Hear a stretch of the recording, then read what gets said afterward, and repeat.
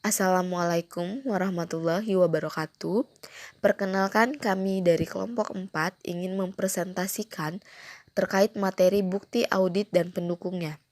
Sebelumnya izin memperkenalkan diri, saya Hairiah sebagai moderator beserta rekan saya yaitu Wayan Indi Revandi, kemudian ada Nima Depat Majurita, kemudian ada Heri Susanto dan Nurul Fatimah. Berikut hasil presentasi dari kelompok kami mengenai materi bukti audit dan pendukungnya. Bukti audit. Menurut Kamus Terbaru Bahasa Indonesia, bukti adalah sesuatu yang dijadikan sebagai keterangan nyata, sesuatu yang dipakai sebagai landasan keyakinan kebenaran terhadap kenyataan, sesuatu yang menyatakan kebenaran peristiwa, hal yang menjadi tanda perbuatan jahat yang diperlukan untuk menyediakan perkara pidana. Dalam konteks audit, auditor harus yang mengumpulkan dan menganalisis, menginterpretasikan, dan mendokumentasikan informasi bukti untuk mendukung hasil audit. Hal ini berarti bahwa 1. Auditor harus mengumpulkan informasi yang berhubungan dengan sasaran dan ruang lingkup pekerjaan audit. Kedua, bukti audit harus cukup, kompeten, relevan, dan bermanfaat untuk memberikan dasar bagi temuan-temuan audit dan penyusunan rekomendasi. Ketiga, prosedur yang mengumpulkan dan menganalisis bukti audit diseleksi lebih lanjut, dapat dipraktikkan dan diperluas atau diubah bila situasi memungkinkan. Keempat, guna memelihara objektivitas dan untuk mencapai sasaran audit, mengumpulkan, penganalisisan, interpretasi, dan pendokumentasian bukti audit harus diawasi. Kelima, kertas kerja audit harus disiapkan guna mendokumentasikan bukti audit yang didapatkan.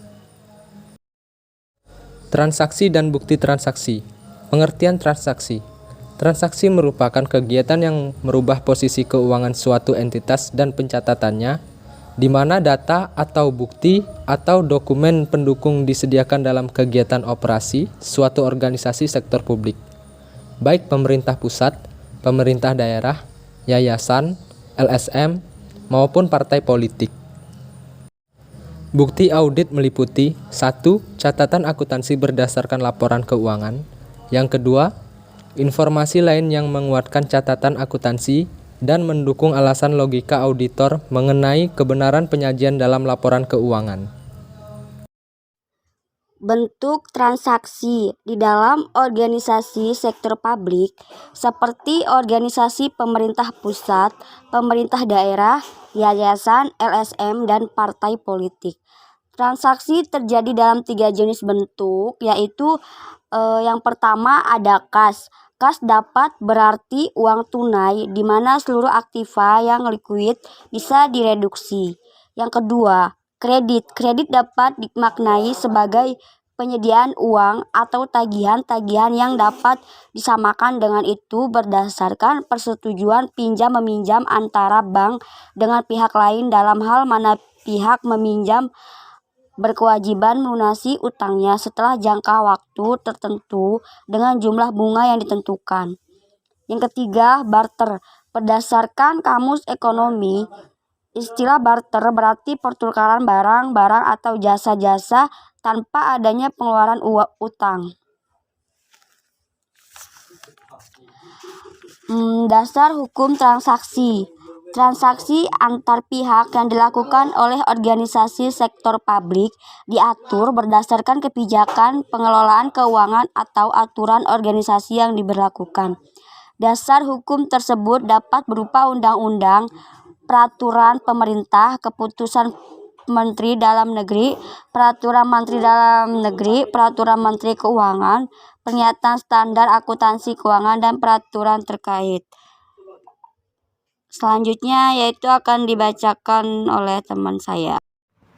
Bukti transaksi. Bukti transaksi adalah dokumen yang digunakan sebagai keterangan atau landasan keyakinan kebenaran terhadap kegiatan yang merubah posisi keuangan suatu entitas dan pencatatan. Pelaku pihak yang terlibat dalam transaksi keuangan publik. Pada dasarnya, pihak yang terlibat dalam transaksi adalah bendahara organisasi sektor publik, baik organisasi pemerintah pusat, pemerintah daerah, yayasan, LSM, dan partai politik. Syarat sah bukti keuangan publik.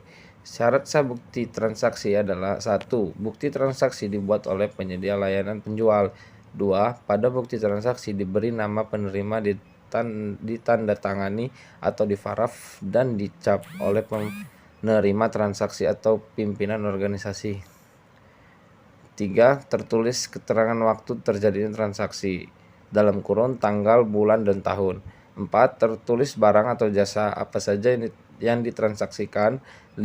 Tertulis jumlah uang yang ditransaksikan sesuai dengan pertukaran barang atau jasa yang dilakukan.